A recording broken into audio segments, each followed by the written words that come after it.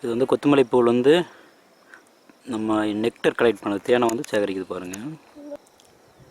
இது வந்து இத்தாலிய நாட்டு தேனீக்கள். கொத்தமல்லி பூவில் வந்து தேன் எடுக்குது. இட்டாலியன் பீஸ் வந்து கொத்தமல்லி பூவில் வந்து தேன் எடுக்குது.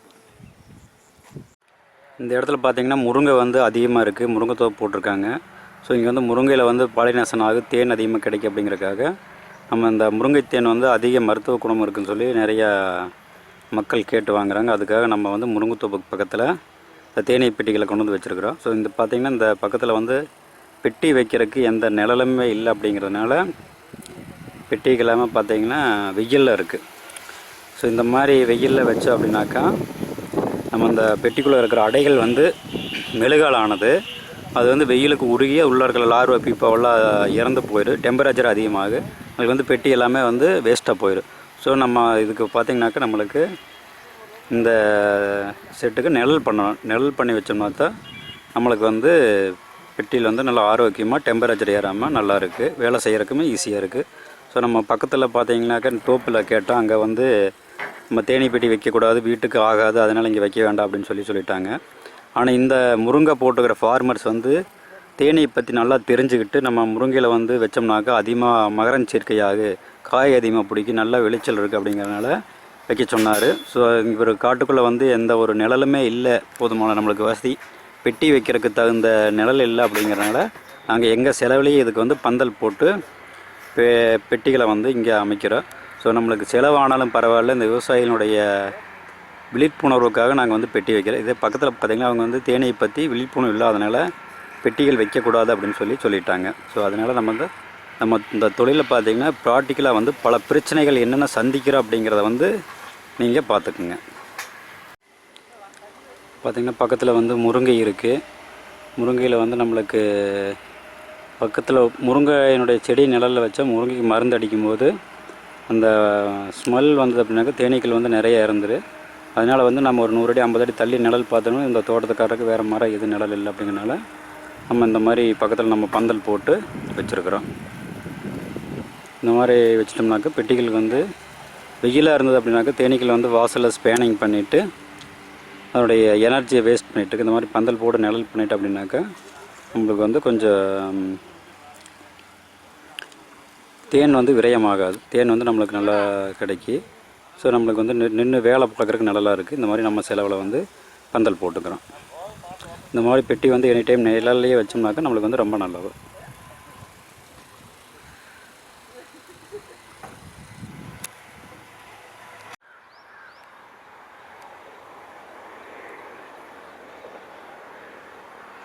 முருங்கைப்பூவில் வந்து நம்மளுக்கு நிறைய தேனீக்கள் வந்து இந்த நம்ம இட்டாலியன் பீஸ் தேனீக்கள் வந்து கலெக்ட் பண்ணுது. இதே நேரத்தில் பார்த்திங்கன்னா இந்த இடத்துல வந்து நம்ம இந்தியன் பீஸ் தேனீக்கள் ஒன்றும் கூட வரல. நம்ம இத்தாலிய நாட்டு தேனீக்கள் தான் வந்து கலெக்ட் பண்ணுது. நம்ம மகரந்த சேர்க்கைக்கும் தேன் உற்பத்திக்குமே இந்த இத்தாலிய தேனீக்கள் வந்து ரொம்ப நல்லது. ஆனால் இந்த மாதிரி பூக்கள் இருக்கக்கூடிய இடத்துக்கு இந்த இத்தாலிய தேனீக்களை வந்து மாற்றி மாற்றி வச்சுக்கிட்டே இருக்கணும். லாஸ்ட் டைம் பார்த்திங்கன்னா போன டைம் கொத்துமலையில் இருந்தது, அங்கே ஒரு 45 நாள் தேன் கலெக்ட் பண்ணோம். இப்போ வந்து இங்கே இந்த முருங்கைக்கு வந்துடுச்சு. ஸோ இந்த முருங்கையில் பார்த்திங்கன்னா மழை பெஞ்ச உடனே இந்த பூக்கள் வந்து கீழே விழுந்துரு. அப்புறமாக்க காற்று அடித்தாலும் பூக்கள் விழுந்துரு. அதுக்கு ஒரு நோய், ஒரு வைரஸ் நோய் வந்தாலும் பூக்கள் எல்லாமே கருகி போயிடும். இந்த மாதிரி பல பிரச்சனைகள் வந்து இந்த முருங்கையில் இருக்குது. அந்த பிரச்சனைகள் எல்லாம் இல்லாமல் இருந்தால் அப்படின்னா நம்மளுக்கு வந்து தேன், நல்லா தேன் கிடைக்கி, நல்ல உற்பத்தி அதிகமாக தேன் கிடைக்கும். நம்மளுக்கு வந்து காயும் வந்து அதிகமாக பிடிக்கும். இப்போ பார்த்திங்கன்னா இந்த முருங்கையினுடைய விலை வந்து இப்போ கிலோ 150 ரூபாய்க்கு போயிட்டுருக்கு. ஒரு கிலோ முருங்கைக்காய் பார்த்திங்கன்னா ஒரு கிலோ 10-12 காய் பிடிக்கி. அந்த 10-12 காய் வந்து 150 ரூபாய்க்கு போயிட்டுருக்கு. ஒரு காய் என்ன விலைன்னு பாருங்கள். இத்தாலி தேனீ வந்து எள்ளுலேருந்து போலன் கலெக்ட் பண்ணது பாருங்கள். இப்போ பார்த்திங்கன்னா இதில் பூராமல் வந்து எள்ளு போட்டிருக்காங்க, வந்து நிறையா வந்து இதில் எள்ளு போட்டிருக்காங்க. இது வந்து ஆற்று பாசனம். இதே பக்கத்தில் பார்த்திங்கனாக்கா முருங்கை இருக்குது. இது வந்து நல்ல சோர்ஸ் இருக்கக்கூடிய ஏரியா. முருங்கை, எள்ளு எல்லாமே வந்து இங்கே அதிகமாக போட்டிருக்காங்க. பார்த்திங்கன்னா முருங்கை வந்து நல்லா முருங்கை தோப்பு வந்து இந்த ஏரியாவில் நிறையா இருக்குது. நம்ம பெட்டி வந்து பக்கத்துலேயே வச்சுருக்கோம். நிழலாக பார்த்து பக்கத்தில் தோப்புக்குள்ளே நம்ம வந்து வச்சுருக்கோம். இங்கே வந்து எள்ளு அப்புறம் முருங்கை வந்து நிறையா இருக்குது. பார்த்திங்கன்னா எள்ளு வந்து நல்லா பூத்துருக்குது. இன்னொரு மொத்தமாக எள்ளு பூ பார்த்திங்கன்னா ஒரு 45 நாளைக்கு வந்து எள்ளு பூக்கள் இருக்குது. இதில் வந்து நம்ம இத்தாலி தேனீ வந்து நல்லா வந்து போலன் கலெக்ட் பண்ணுது, நெக்டர் கலெக்ட் பண்ணுது. பார்த்திங்கன்னா பெட்டி வச்சுருக்கு. அந்த பக்கம் பின்னாடி சன்ஃப்ளவர் இருக்குது. இது ரொம்ப நல்லா தேன் கலெக்ட் பண்ணிகிட்ருக்கு. அந்த பக்கம் சன்ஃப்ளவர் இருக்குது, இந்த பக்கம் முருங்கை இருக்குது பாருங்கள். இதில் பார்த்திங்கன்னா ரைட் சைடு வந்து முருங்கை இருக்குது, லெஃப்ட் சைடு வந்து சன்ஃப்ளவர் இருக்குது, சென்டரில் வந்து பெட்டி வச்சுருக்கு.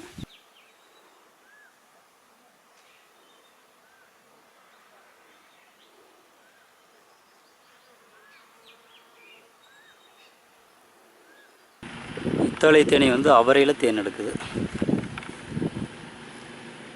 பக்கத்தில் பெட்டி இருக்கிறனால அவரையில் வந்து நல்லா இத்தாலிய தேனி வந்து நல்லா வந்து இதில் நெக்டர் கலெக்ட் பண்ணிகிட்ருக்கு. இப்போ வந்து போலன்னா காலில் இருக்குது, நெக்டர் வந்து வாயில் உறிஞ்சி பெட்டிக்கு கொண்டுட்டு போகுது.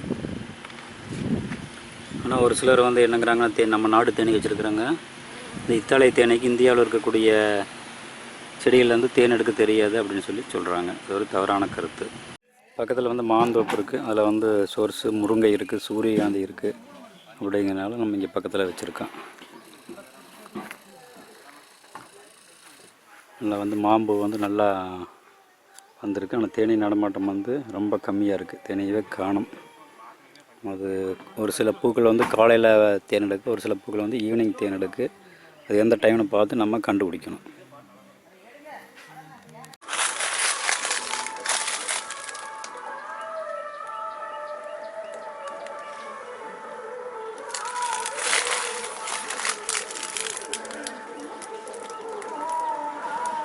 அது நெக்டர் கலெக்ட் பண்ணுது. இட்டாலியன் பீ வந்து முந்திரியில் இந்த நெக்டர் கலெக்ட் பண்ணிட்டு இருக்கு.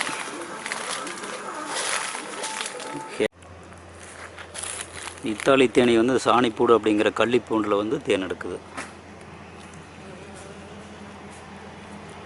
பார்த்திங்கன்னா காலில் புண்ணாச்சு அப்படின்னாக்கா இதை இந்த தலையை வந்து நம்ம கட் பண்ணி வச்சோம்னாக்கா புண்ணு ஆறிடு. அதுக்காக வந்து இதில் வந்து நமக்கு வந்து மருத்துவ குணம் மிகுதியான தேன்.